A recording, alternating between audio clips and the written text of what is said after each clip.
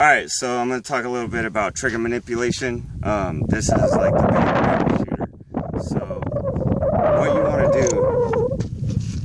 do... Empty gun. So, what you want to do is you want to use the tip of your finger, like your end knuckle joint, whatever. And you want to prep the trigger before you squeeze. Basically, trigger prep is taking out all the slack before it goes off. So not only does that mean this mechanical slack here, it also means the spongy tissue in your finger. So as you're pressing, as you could see, like most people would say, okay, you're up against, it's getting hard to press now. That must mean it. No, if you look, ever so much, I could creep more out of there. And then at that point, it's just a hair more pressure to actually get it to go off. So as you can see, it's still moving, it hasn't broken yet. That's where it breaks. Gun does its magic. Reset is letting out just far enough for it to mechanically reset so that you can fire the next shot. And then once again, you're taking all that slack and then breaking the second shot. I'm still taking out slack. At this point, it's just a hair more pressure to actually get it to go off. Because what you want is no disturbance.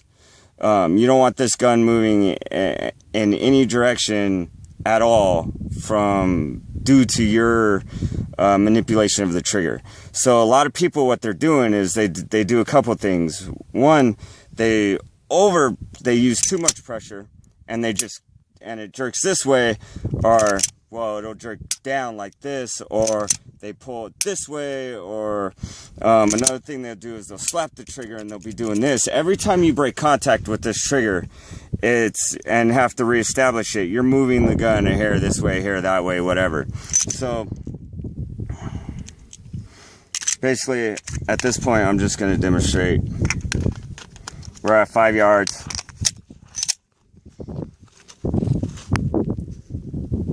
I push out, corner my target.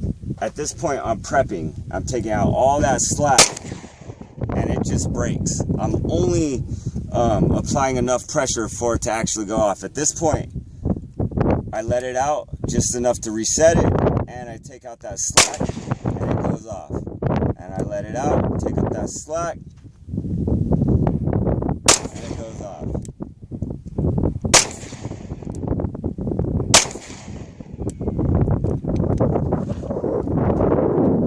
That's trigger manipulation. So we're going to look at that first target. When I took the sights off the gun and brought it back on, that's the one I threw, but this is the other 4 shots that came out of that. It's just a matter of disturbing the gun the least amount possible.